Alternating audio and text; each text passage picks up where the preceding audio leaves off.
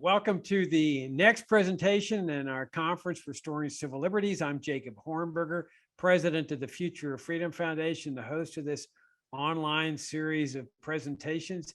Great to have you all back. If this is your first presentation that you're listening to and watching, we've got a number of them beforehand. I think it's like 8 or so, and I would invite you to see those. This has been one of the best conferences we have ever put on at the Future of Freedom Foundation. What's fascinating is that nobody's duplicated. I mean, everybody was free to talk about any angle of civil liberties they wanted. And so far, it's just been fantastic because everybody's hit a different angle. And just to remind you that on our presentation tonight, if you want to ask a question, click on your Q&A button there at the bottom, type it out, and then I'll read it to the judge after his presentation. If you're new to the Future of Freedom Foundation, we're a nonprofit educational foundation. We were founded some 32 years ago. I founded the organization. And our mission has always been to present the principled, uncompromising case for the libertarian philosophy. Virtually all aspects of liberty we've addressed. And from our very first year, civil liberties has been right near the top because of its critical importance. So tonight we're very honored to have a great libertarian. I mean, one of the probably the most successful libertarian in the mainstream media that has ever been around. And Judge Napolitano, he received his undergraduate degree from Princeton University in 1972. He received his law degree from the University of Notre Dame in 1975. In 1987, he became the youngest life-tenured Superior Court judge in the history of the state of New Jersey. And he served there for, till 1995. He tried more than 150 jury cases, sat in all parts of the Superior Court there, criminal, civil, equity, family disputes. He's handled thousands of sentencings, motions, hearings, divorces, and so forth. And for 11 years, he served as an adjunct professor of constitutional law at Seton Hall Law School, where he taught constitutional law and jurisprudence. And then in 1995, he returned to the private practice of law, and he began his television broadcasting career in that same year. He has published 9 books, including at least 2 that hit the New York Times bestseller list. Those 2 are The Constitution in Exile, How the Federal Government Has Seized Power by Rewriting the Supreme Law of the Land, and his most recent book, entitled Suicide Pact, The Radical Expansion of Presidential Powers and the Lethal Threat to American Liberty. His writings have been published widely: the New York Times, the Wall Street Journal, Los Angeles Times, St. Louis Post-Dispatch, New York Sun, Baltimore Sun, and many, many others. The New Jersey Law Journal and Newark Star Ledger as well. He lectures nationally on the Constitution and human freedom. And he joined Fox News in 1998, where he served for many years as the senior judicial analyst. And he was a host of what has to be the greatest libertarian show on television, a show that I greatly miss, and I know many libertarians miss, and that was Freedom Watch. And those of you that have been with us a long time will recall that back in 2007 and 2008, we held 2 fantastic conferences on the national security state, civil liberties, foreign policy. And that evening, where Judge Napolitano was teamed up through our scheduling with Ron Paul, was an absolute magical evening. I mean, you could feel the energy in that room and the synergy and the excitement. So, Judge, I got to tell you, it's a great honor to have you join us tonight. Thank you very much for taking the time to share your perspectives with us. Take it away. Thank you, Jake. It's a pleasure to be here. That evening about which you spoke, my knees buckled when I first saw Ron Paul, because the first time I'd ever seen him, and there he was in the flesh, a man I admired perhaps more than any other man on the planet besides my father. And it was a warm and wonderful introduction, and it came about due to you. I was on a plane the other day. I was flying from Newark to Orlando to speak at the Mises Institute annual gathering of its largest donors. And I witnessed something I'd never seen before. The airline dragging somebody off the plane. Of course, it delayed the flight by about 2 hours. And they took this woman, a middle-aged professional woman, off because she refused to wear a mask. She showed her vaccine card so that everybody could see it. She was very quiet. She was sitting alone. Nobody was sitting next to her. But some busybody across the aisle noticed and called the flight attendants and made a big deal out of it. And plain clothes airline security came and took her off. And it reminded me, for all of the things I'm now about to discuss in the Declaration of the Constitution and the Bill of Rights, we have become a fascist nation in the literal definition of fascism, which is private ownership and government control. It was not the government who took her off the plane, it was the airline, and the airline didn't want to do it. They had to refund money to her, and they had an empty seat, and it was too late to put a paying passenger in that seat. So we have reached a point in our society where the federal government gets the states to use their assets to enforce federal law. And now the federal government is getting private entities to use their assets to enforce what they claim is federal law. Of course, an edict from President Biden, or even one from his predecessor, or a command from OSHA that hasn't gone through the Administrative Procedures Act policies is not a law. You can't just call an edict law, but we bow down to it and we obey it. I recount this vignette as a brief introduction to the question that I will address tonight, which is, do we still have a constitution? Of course, there's no yes or no answer to it. There's just several ways to look at it. Two of the ways that lawyers look at the Constitution are formalism and functionalism. Now, they mean what they say. In a formal respect, yes, we have the Constitution. It physically still exists. Everyone who works for the government still takes an oath to uphold it. We still have a president as the head of an executive branch. We still have a federal judiciary. We still have a Congress of a House of Representatives and a Senate. So in a formal sense, yes, we still have a Constitution. But in a functional sense, and the function of the Constitution was twofold: to establish the federal government and to restrain it, to limit it. In the functional sense, the Constitution has failed miserably, even triumphantly. Pick any adverb you want. Pick the most extreme adverb you can find to describe the degree of failure of the Constitution to restrain the federal government. The excesses of the federal government, of course, go all the way back to the beginning. The only way that 5 or 6, depending on how you want to count them, of the states would have ratified the Constitution was with an agreement to add the Bill of Rights. Madison himself acknowledged that. Madison himself, who's the scrivener at the Constitutional Convention in 1787 and the brainchild behind it. Remember, that convention was called by the states to amend the Articles of Confederation. Instead of proposing amendments to the Articles of Confederation, which had a weak central government and sovereignty by all the states, the Congress couldn't do anything unless all 13 states agreed. Instead of proposing amendments to the Articles of Confederation, Madison's brainchild, because he wrote half of it before they even got to Philadelphia, was an entirely new constitution with a strong central government, with the opportunity to regulate economic affairs with a central bank or without a central bank, but with a strong Secretary of the Treasury, and with the opportunity to assault civil liberties. So by the time the ratification system got up to Massachusetts, the radicals up there said, we're not going to ratify without a Bill of Rights. And Madison went along, and New Jersey insisted on the same thing, and New York insisted on the same thing.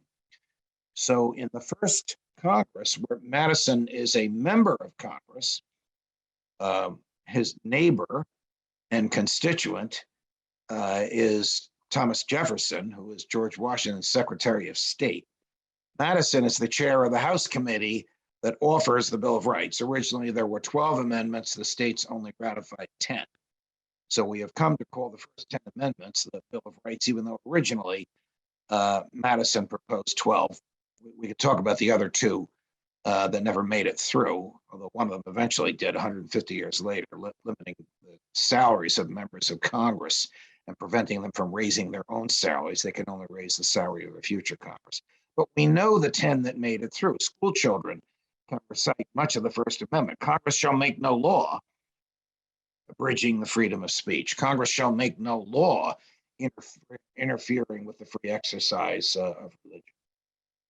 However, in the presidency of John Adams, Washington had served his 8 years. He declined to run for a third term.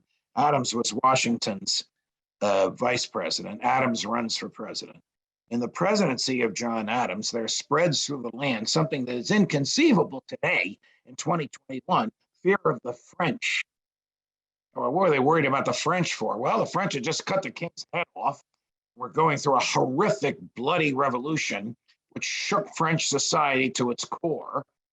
And Thomas Jefferson, who in the Articles of Confederation days was the US ambassador to France, and under Washington was the Secretary of State and was very friendly with the French, notwithstanding their revolution. Thomas Jefferson was Adams' vice president, and the Federalists, Adams and company, were worried that something like what happened in France might happen here. So they enacted the Alien and Sedition Acts.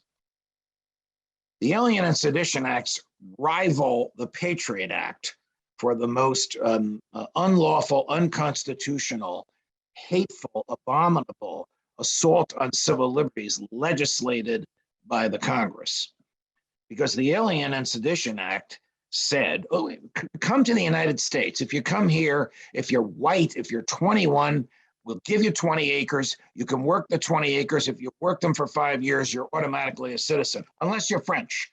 Then you can come here, but you got to wait 14 years before we give you the 5 acres. Oh, and by the way, and it's of course the purpose of our discussing it now, whoever shall utter a defamatory falsehood about the president or the government or the policy of the government shall be liable upon conviction to 2 years in a federal prison. So the same generation, in some cases, the very same human beings who had just ratified Congress shall make no law abridging the freedom of speech, in fact, abridged the freedom of speech. Now, Adams was the president, Jefferson was the vice president. They didn't speak. Well, why didn't they speak? If you remember how people were elected in those days, I'm smiling because it's inconceivable today. Everybody ran for president. Whoever finished first became president. Whoever finished second became vice president. Donald, would you bring me a cup of tea? Or even worse, 4 years ago, even more absurd, Hillary, would you bring me a cup of tea? I mean, it's inconceivable today that such an arrangement could happen, but it happened until the 12th Amendment to the Constitution changed things. When the Alien and Sedition Acts came about, a member of Congress named Matthew Lyons from Vermont, was the Ron Paul of his day, decided to challenge the Alien and Sedition Acts by insulting the president.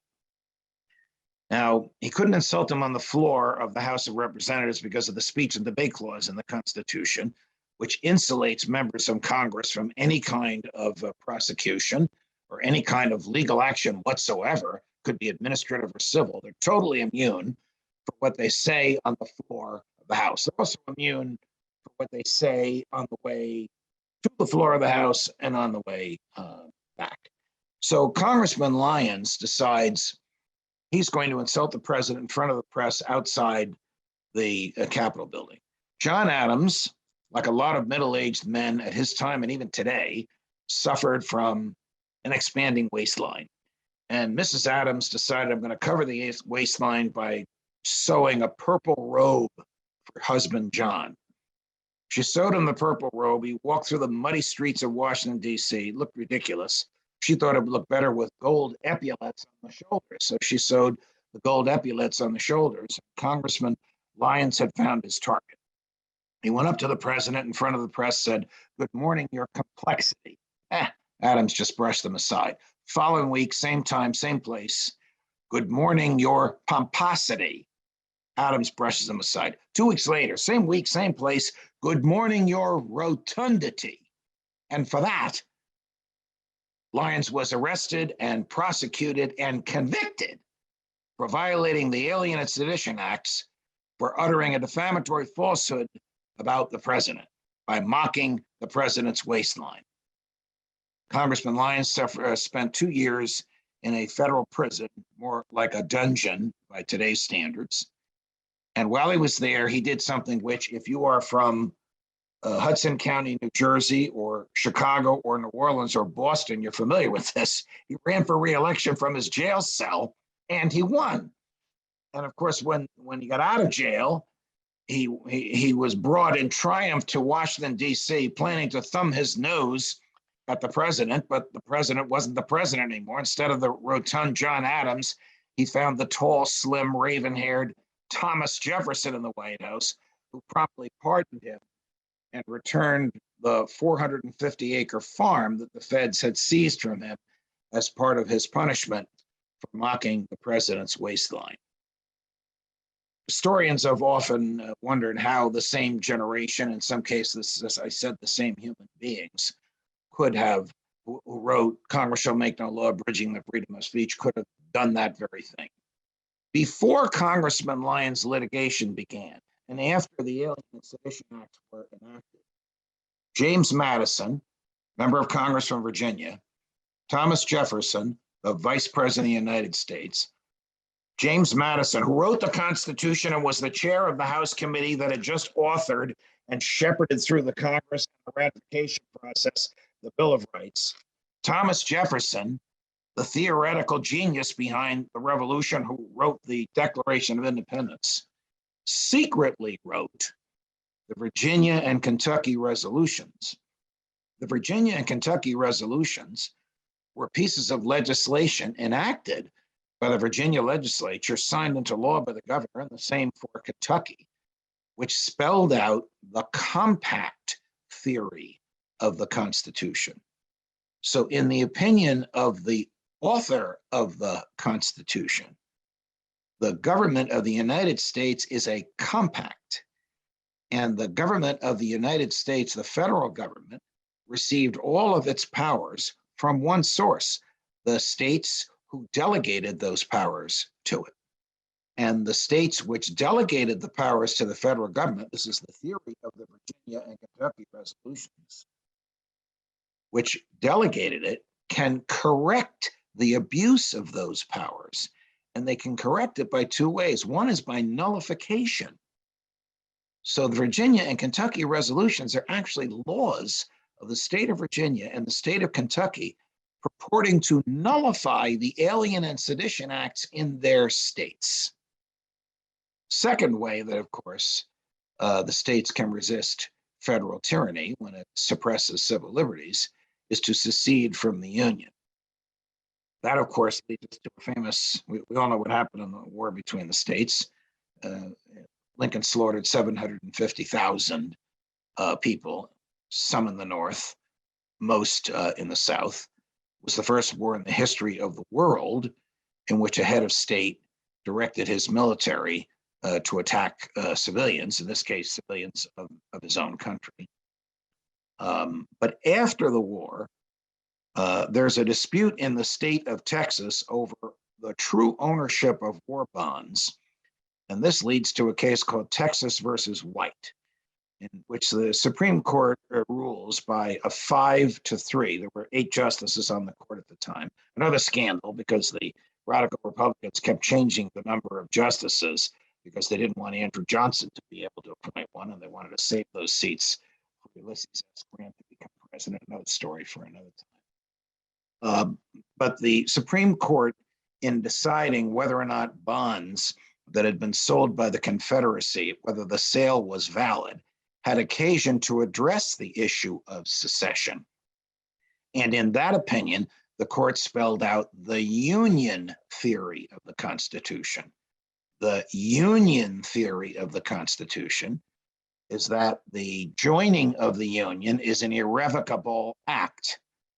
The Supreme Court Chief Justice Salmon Chase, appointed by Lincoln, he had been Lincoln's Secretary of the Treasury, said that the Union was legally indestructible, and that in fact Texas had been in the Union throughout the whole Civil War, even though, forgive me, war between the states, even though it had seceded and even though its armies waged war to protect that secession.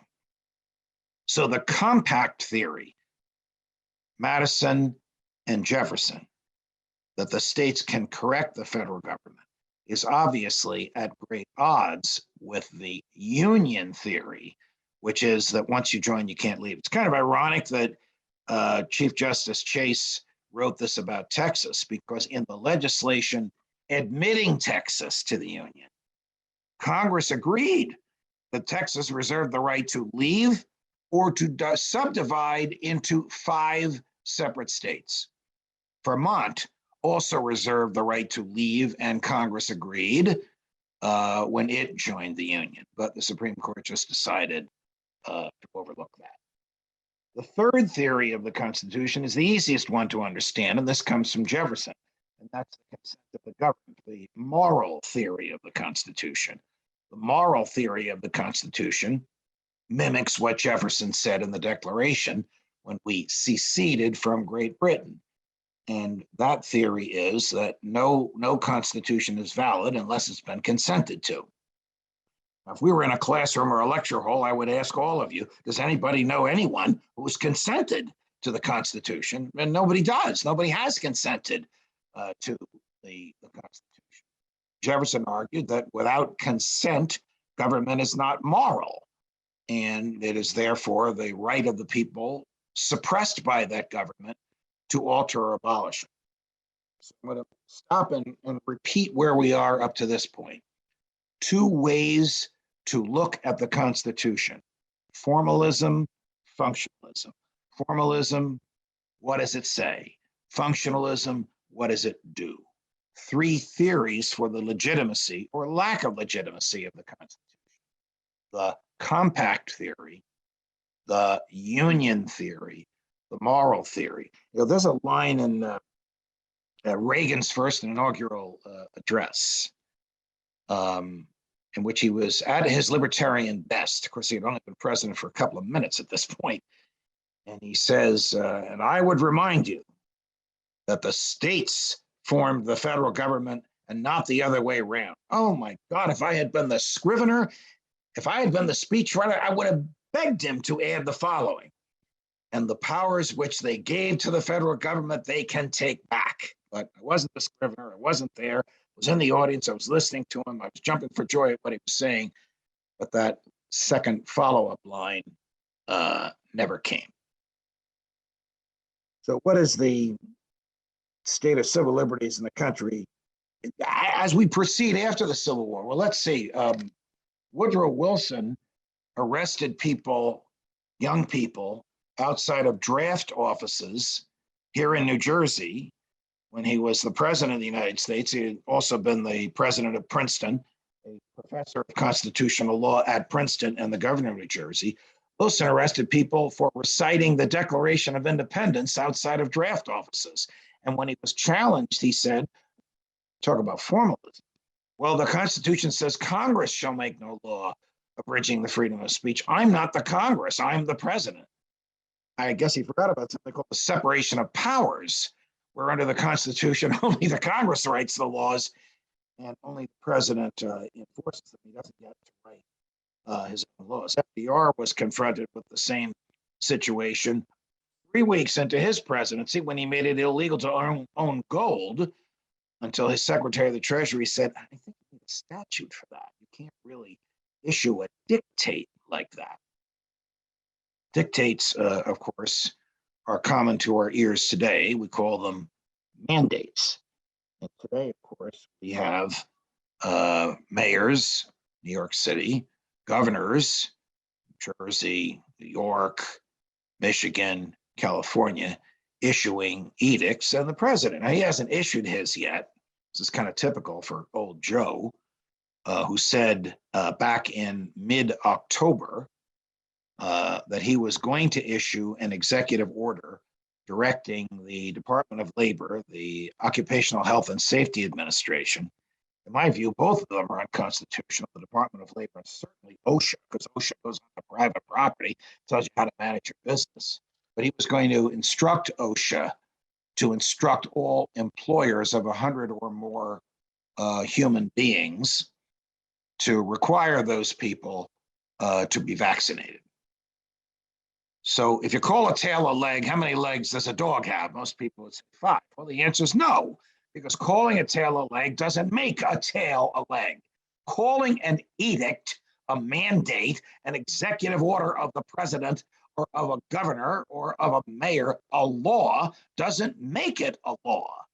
In our system, only popularly elected representative bodies can write laws. Can they cede that power to the executive branch? Absolutely not. The Supreme Court has made it very clear they cannot.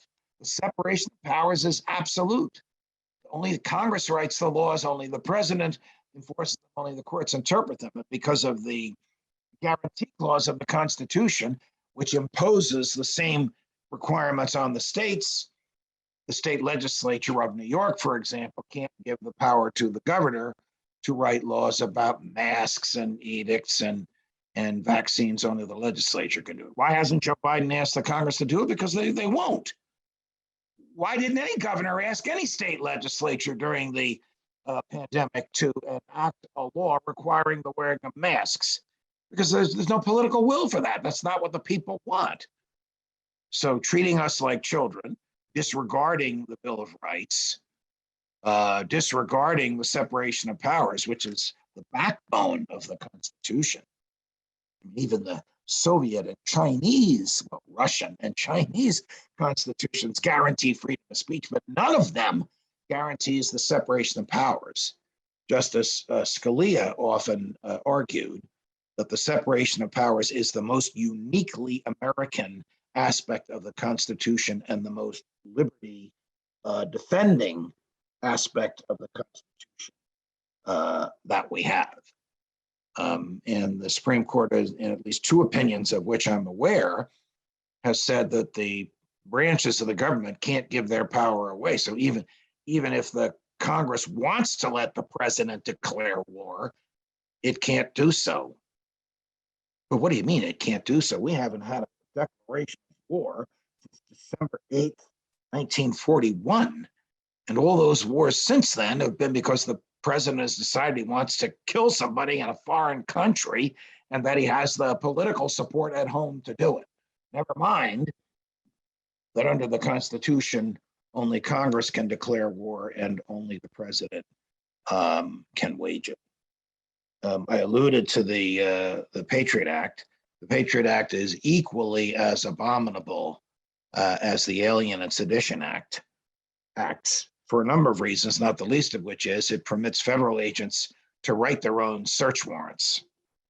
So 2 federal agents show up at a library in Bridgeport, Connecticut, and one hands the other a search warrant that the first one had written, and the other hands it to an 86-year-old volunteer librarian. She's old enough to be their grandmother. She can barely hear what they're saying. She reads it and hands it to a 75-year-old volunteer librarian. And the 2 of them are arrested because they failed to keep secret a national security letter, fancy phrase for a federal agent written search warrant. The search warrant, by the way, was for records of who had taken books out of the library. Well, let me get this straight. The government owns the library. The government owns the building. The government bought the books. It could be a crime to take a government book off a government shelf in a government library. What is the FBI looking for? Well, we never found out because they indicted this 86-year-old woman and a 75-year-old assistant for violating the Patriot Act provision, which prohibited the recipient of an agent-written warrant from telling anybody about it. You can't tell your priest in confessional, your spouse in the bedroom, your lawyer in her or his office, or a federal judge in a public courtroom that in fact you had received a national security letter, notwithstanding Congress shall make no law abridging the freedom of speech. Fast forward 2 years, we're in a federal court in Bridgeport, Connecticut, and these 2 women, they're now 88 and 77, are about to be tried, and the federal judge says to the prosecutor, are you going to proceed with this prosecution? And they say yes, and they rant and rave about how horrible it is to share the government secrets, a self-written search warrant, with someone who's not authorized to read it. And then the federal judge said, okay, well, I'm about to declare this section of the Patriot Act unconstitutional. Gulp. So I think you better call Attorney General Ashcroft and ask him if you can move to dismiss the indictment, because once I declare that section of the Patriot Act unconstitutional, I will have to dismiss the indictment. Your Honor, can you give us a day? No, you can call General Ashcroft from the phone in my chambers. In fact, I suspect he'll pick it up right away when he'll think I'm calling him. They call Ashcroft, he says, move to dismiss the indictment. They go back out in the court and the judge says, okay, wait a minute. Before you move to dismiss the indictment, I want to put something on the record. She proceeds to read on the record a 90-minute opinion. It's about 40 pages when printed, invalidating that section of the Patriot Act, which the federal government declines to appeal. So the portion of the Patriot Act which prohibited speech is invalid in the District of Connecticut, the federal courts in Connecticut. The reason the feds didn't appeal it is because they were worried they would lose, and their damage to the Patriot Act would have extended beyond Connecticut into the First Circuit. Then they might have lost before the Supreme Court of the United States. P.S. They don't prosecute people any longer for speaking about the receipt of self-written search warrants. But this is just an example to show you the depth to which the government will go, and if I may, the ease with which it can sink to those depths in time of political turmoil. I mean, even though everybody who works for the government has taken the same oath that I took when I became a judge, and many of you have taken if you were ever in the military or ever had any position with the government. That is to preserve, protect, and defend the Constitution of the United States, which of course includes the Bill of Rights. The government simply doesn't care about that because it will do whatever it can politically get away with. I have recently written and finished, it hasn't been published yet, a 600-page treatise on the history and treatment of the natural law in American jurisprudence. So we reviewed every Supreme Court opinion from the beginning that expressly accepted or expressly rejected the concept that our rights come from our humanity. That's not a novel argument. It goes all the way back to Aristotle, but it was articulated by Jefferson. All men are created equal and endowed by their creator with certain inalienable rights. And among these is life, liberty, and the pursuit of happiness. I mean, that weds the concept of natural rights. Rights come from our humanity. That weds that to the United States at its very birth on July 4th, 1776. But the government doesn't honor that. It takes an oath to uphold the Constitution, doesn't uphold the Constitution functionally. It just upholds the Constitution formally. Von Mises said that government is essentially the negation of liberty. We are born in a state of freedom. Freedom is the default position. We are naturally free. Government is imposed upon us by force. Government is artificial. Freedom is natural. Freedom should be the default position. But when you go in a courtroom and the government is on one side and the defendant is on the other, the court presumes that the government has the legitimate authority to prosecute the case it's trying to prosecute. There should be no such presumption. Every presumption, every benefit of every doubt should be with the defendant because liberty is the default position. I remember saying to some prosecutors, do you guys read the same Constitution I do, or is there a hole in your copy where the Fourth Amendment is supposed to be? I just don't understand how beating somebody up on the side of the road until they say what the cops want them to say could possibly be valid evidence, lawfully obtained in an American courtroom. So look, this is not a happy state of affairs that we're in. It doesn't matter who's in power. The Alien and Sedition Acts came about when the Federalists, the big government party, was in power. The Patriot Act came about when the Republicans were in power. I mean, Ron Paul told me that the Patriot Act was posted on the House of Representatives intranet. That's the internal internet that can be seen only by members of Congress and their senior staff. Was posted there before the vote on it. It was posted for 15 minutes. It's 315 pages long. It doesn't read like a novel. You have to have all of the United States Code with its 4,400 criminal statutes in front of you, because much of the Patriot Act amends prior existing law. Your speaker tonight is one of the few people on the face of the earth who's read this monstrosity twice. And yet the Republican leadership of the Congress gave Ron Paul and his 434 colleagues only 15 minutes in which to read it. Obviously, nobody had the time to do it. There were 60 dissents in the House of Representatives and one dissent, the late Senator Paul Wellstone, in the Senate. The classic case, as Mrs. Pelosi said about Obamacare, we have to pass it now so that we have the time to read it. Obviously, nobody had read it. It was a vicious assault on our system. It's been amended a number of times, and it's still in existence. FISA is still in existence, the Foreign Intelligence Surveillance Court, which grants 99.96% of all surveillance applications. Profoundly unconstitutional, has nothing to do with the Fourth Amendment.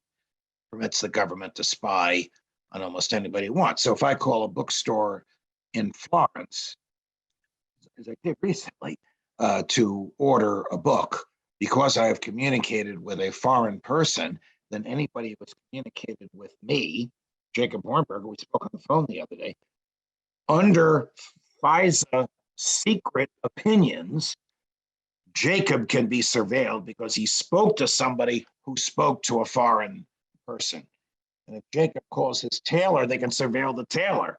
And if the tailor calls his supplier, they can surveil the supplier. They can do this to the 6th degree. Where does this come from? Not from any statute that Congress has written, but from the secret decisions of the secret FISA court, which the Supreme Court just ruled 2 days ago shall forever remain secret. So I think we're banging our heads against a wall if we expect no law to mean no law.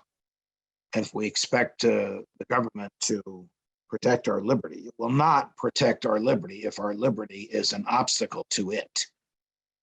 I don't know where this will lead. I can't predict the future, but I think the future, as dark as these days are today, I think the future is going to be darker. Well, I've been going for about 45 minutes. I don't know if Jacob has any questions. I'm looking. It looks like he might have 9, so I'll give it my best shot at trying to answer them. Okay, great presentation, Josh. Thank you very much. And let me start out with my own question here as the moderator. Why do you think there was so much distrust of government back when the Constitutional Convention came out with this proposal with the Constitution as compared to today? Why do people today not have that same distrust of government, do you think? Because the government has bought us off. Jefferson and Hamilton hated each other. Hamilton's the father of big government, in your view and mine, one of the great monsters in American history. But the one thing they agreed on was this: if the public treasury becomes a public trough and the public recognizes that, they will only send to Washington people who will promise to bring home the biggest piece of the pie. So if the government can't regulate some behavior under the Constitution, it will purchase the regulation. Example, there was this craze in the mid-'80s to lower speed limits. Some crackpot scientist told the Congress if you went slower, it would save gasoline. We now know that that's not true. but they believed it. They recognized that they didn't have the authority to lower the speed limits. So they appropriated a few $100 billion and they offered to repave the federal highways in every state if the recipient state would lower the speed limit to 55 miles an hour. While you're at it, lower the blood alcohol content in drivers' veins from 0.10 to 0.08 before you're going to trigger a DWI prosecution. 0.08 for somebody about my height and my weight is a beer and a half. That's absurd. But be that as it may, South Dakota said, we want the money, we don't want the strings. We don't have speed limits in South Dakota, and we'll deal with our own DWI. The case went to the Supreme Court. An opinion by Chief Justice Rehnquist said, want the cash, you accept the strings. What big government left-wing pinko creep president signed this into law? The sainted Ronald Reagan. Doesn't matter what party you're in, when the government wants to control something, they'll find a way to do it. Yeah, you see that certainly in healthcare today, where they say, well, this company is private company. We understand that. And you can make your own mask policy, but if you don't mandate masks, we're going to cut off our federal dole to you. Right. I was criticized by a lot of my Republican buddies for criticizing Governor Abbott of Texas the other day. He issued a decree forbidding employers from requiring masks. Well, employers can impose any rational requirement they want to operate their business on their own private property. The government can't stop robocalls. It can't fill potholes. It can't deliver the mail. It certainly can't tell a business person how to operate a business.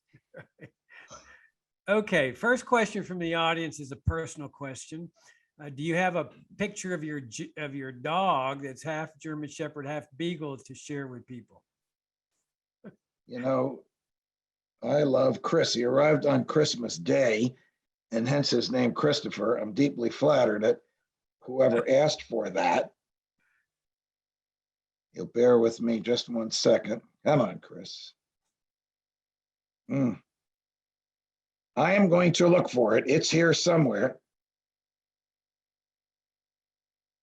If I hold it up, will it show, Jacob? Yeah, just hold it up to the camera. I pressed the wrong button here, and instead of having everything here, I have to flip through. I'll find it before we're over. But he's a beautiful, athletic, lovable animal, which everybody who sees him in this house and on this property is crazy about. I'll find it. Maybe we can go to the next question while I'm flipping through here. Okay. Next question is, do republics always end up in tyranny? Was this something inevitable that happened in America? I think republics either end up in tyranny or anarchy. I mean, the republics fall apart because they can't sustain their own bill-paying burden. I mean, at some point, the federal government will not be able to pay its bills, and it will collapse. If it prints money, we'll end up like the Weimar Republic. If it tries to borrow money, people will stop lending it. Yeah, or like Venezuela. Here's a question on the Civil War, or as you call it, the war between the states. All right, 1 second. Oh, okay. All right. There's Christopher, huh? He's at the pool, so he's pretty happy. Oh, that's awesome. So that's half Beagle and half German Shepherd, huh? Yes. Don't ask me how that came about. He was at a kill shelter in Tennessee and a shelter up here in northern New Jersey. Who knew I wanted a dog. Chris's predecessor, Gina, died in my arms a year ago at age 16 years, 10 months. The people in Tennessee sent an email picture of Chris. She sent her husband down there to pick him up, picked up 4 other dogs, and all 5 were adopted and their lives were saved. Kill shelters are illegal in New Jersey, but I understand they exist in most of the country. Okay, question on the Civil War. Does the Union theory mean that the U.S. Senate did not have a quorum during the Civil War? Probably. The Union theory was articulated in 1868. So Lincoln is dead. The war between the states is over. Reconstruction is still rampant in the South. There's no government in the South except the military dictatorship that Ulysses S. Grant and the radical Republicans had been imposed. But the government in that era was never interested in constitutional niceties. If it were, Joe Manchin would not be torturing Joe Biden because there'd be no West Virginia, since the Constitution expressly says no state shall be formed out of another state without the consent of the original state. Virginia certainly didn't consent to letting West Virginia go. So, yeah, your question is, the answer is there was no quorum, but nobody cared. Radical Republicans ran the Congress, and they were going to do whatever they had to do to win the war, including let Lincoln suppress the freedom of speech by locking up newspaper reporters and publishers in the North who criticized his dictatorial ways. Yeah, I find it interesting that they said the South didn't have a right to secede, but West Virginia does. Right, right. You'll never hear the education establishment refer to the United States of America as having seceded from Great Britain. That's exactly what it was. Of course, that's exactly what it was. Yeah. Okay, next question. The Constitution was made to work slowly. Today's rapid growth and power of technology that is global has complications that need fast and urgent responses. Isn't the Constitution outdated, making us extremely vulnerable to these ubiquitous and powerful technologies like a weaponized smallpox 10 times more dangerous than what we eradicated? Well, an interesting argument, and ironically, the same argument that Woodrow Wilson made 115 years ago, 110 years ago, when he offered the administrative state. The country is too complicated, the country is too big, the population is too vast. We need experts to run the government, so we need the administrative state, the FDA, the Federal Trade Commission, today the EPA. We need these experts to tell us how to live because we can't govern ourselves. If we can't govern ourselves, then it's time for the United States to break apart into smaller republics. If you want more freedom, you can go to where Jacob is from in Texas, even though the governor tries to tell you what to do on private property. If you want to live in the People's Republic, come up here to New Jersey or to Massachusetts. The government will be happy to tell you how to live. I think if the Constitution were enforced functionally as well as formally, we would be a lot freer than we are today. If the questioner's beef, I suspect this is the case, if the questioner's beef is with Google or with Facebook, don't use them. But you can't not use the federal government. You can avoid big tech, but you can't avoid the feds. Okay. Another question, this one on Lincoln. Lincoln wrote that the Declaration of Independence is our apple of gold and the Constitution is frame of silver. Our Constitution frequently allows the passage of laws that violate both the laws of nature and nature's God. Is that sustainable in a world where we rely on the health of nature for our own health and survival? You know, I have some friends on the Supreme Court of the United States, and sometimes after the second glass of brandy, I'll say, when is the last time somebody made a natural law argument before you? And they'll laugh and they'll say, you know, it was you on Fox. It wasn't anybody who ever actually made the argument in the courtroom.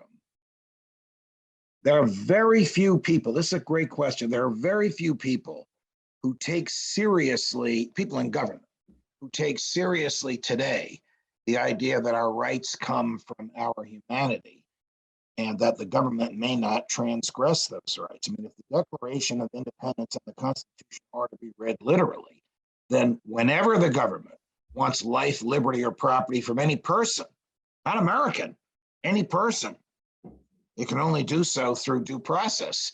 And due process requires a fair jury trial at which the government proves fault or the violation of some law that pre-existed the trial. We don't have that anymore. We do, but if the government really wants something, they'll take it. They'll issue some edict, and as long as it's politically popular, as long as they can get away with it. Okay, next question.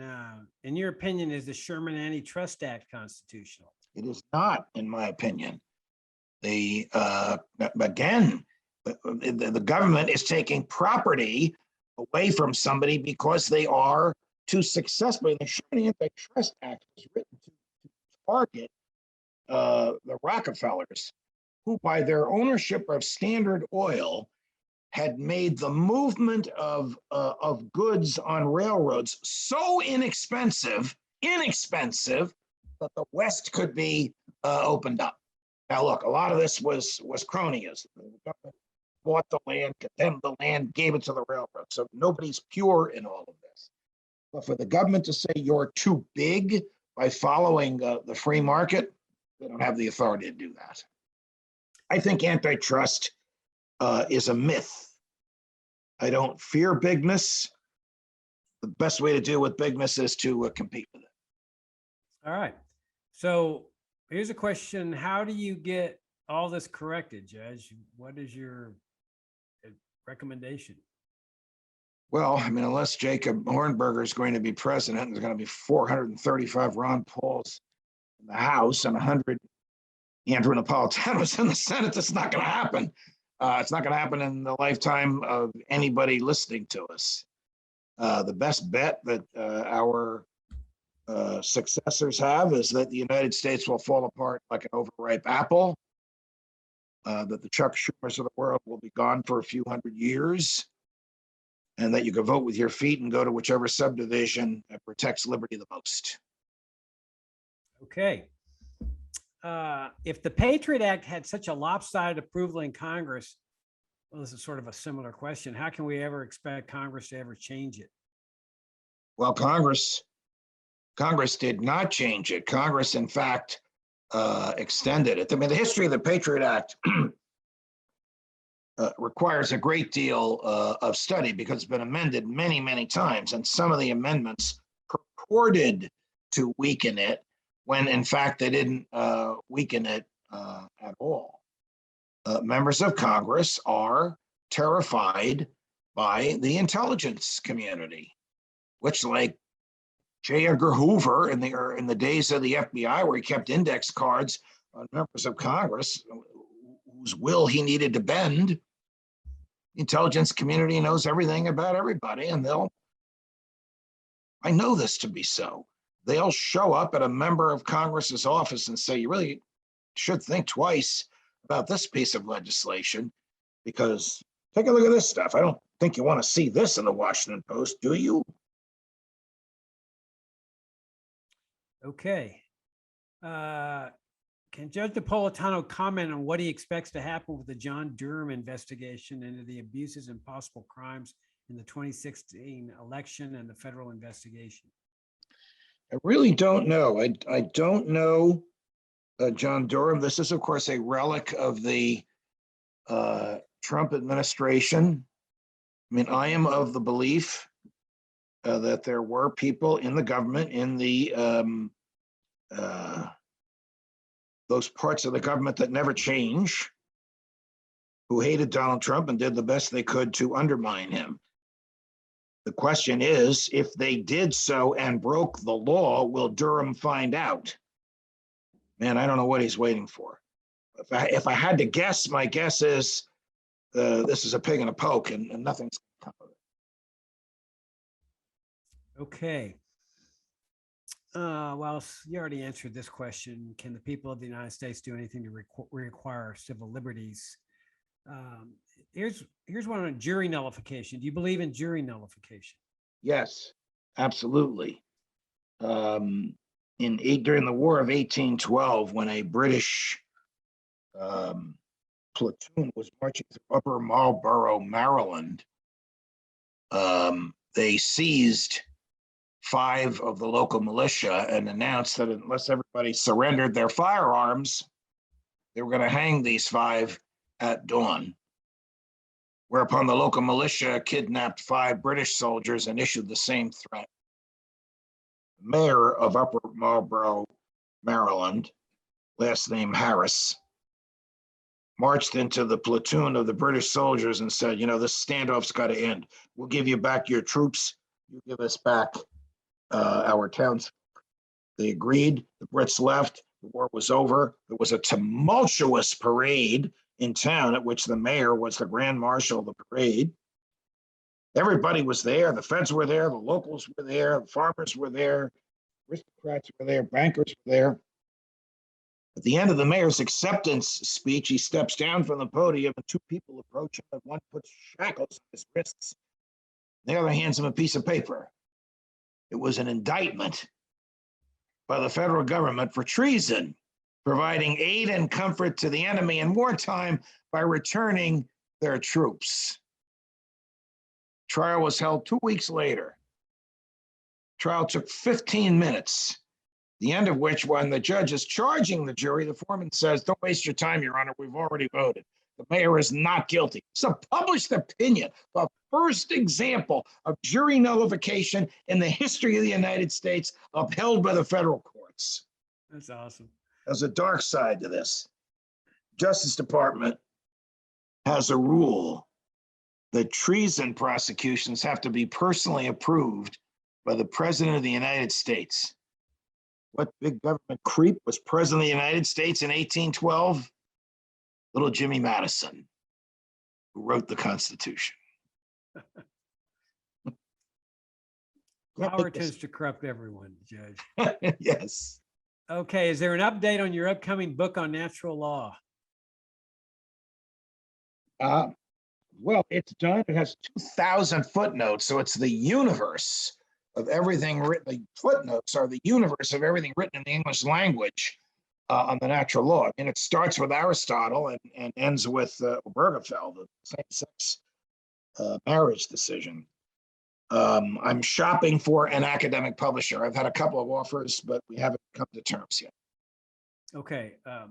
The person that asked to see your dog was watching the election results on Fox when you showed the picture, and she's begging us that, would you please show it again for her? Now, Jacob, as Yogi Berra said when he learned the mayor of Dublin was a Jew, only in America. There is Christopher.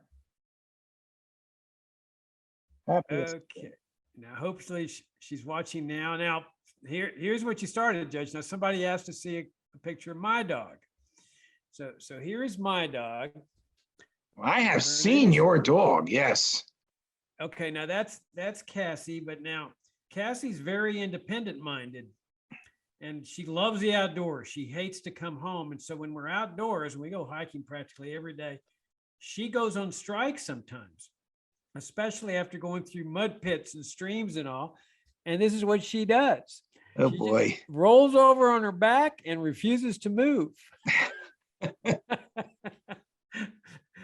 Okay, so there we go on. Do you feel the Jones Act is mainly responsible for the current supply chain mess? Well, it is partially responsible. Whenever the government interferes with the free market, we end up with cost increase or service or product decrease. I mean, that's a truism, as true as the sun rises in the east. The Jones Act is just an absurd, now irrelevant example of that. Okay, let's see. Well, do you think Biden might open the JFK files? It's not really relevant to anything we talked about today. You know, I'll tell you, I spoke to President Trump about that because he said publicly and to me privately he was going to open them up. You know, the conversation with him is extremely candid. So I said, Mr. President, what happened? He said, if they showed you what they showed me, you wouldn't want them opened up either. I said, yes, I would. I have this friend in Virginia who's the world's foremost authority on the JFK assassination. His name is Hornberger, and I need him to be proven right. Okay, I think we'll probably wrap it up. There's a few other questions, but not really relevant. Let's see.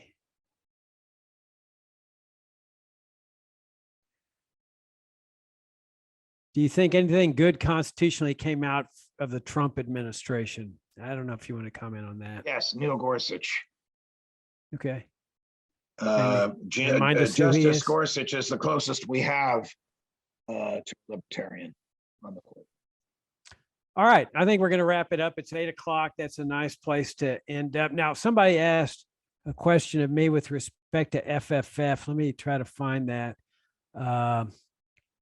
Is this series being recorded? My friends want to watch, but can't make the early time out here on the left coast. Left coast. If those wonderful discussions are recorded, where can we access them? Yes, they're all recorded, and I would highly advise watching them in order. And they're all in the multimedia section of our website. You go to fff.org, click on Explore Freedom, then multimedia, and they're all there along with all the other conferences we've held. And I can tell you, I honestly think this is the best conference on civil liberties in the history of the libertarian movement, the way it's developed.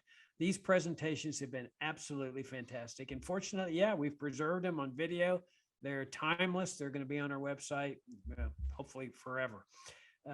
So with that, Judge, we'll wrap things up. Thank you very much. Great presentation. Thanks for taking the time to share your wisdom with us. And we look forward to seeing you again. Pleasure, my dear friends. All the best. All right.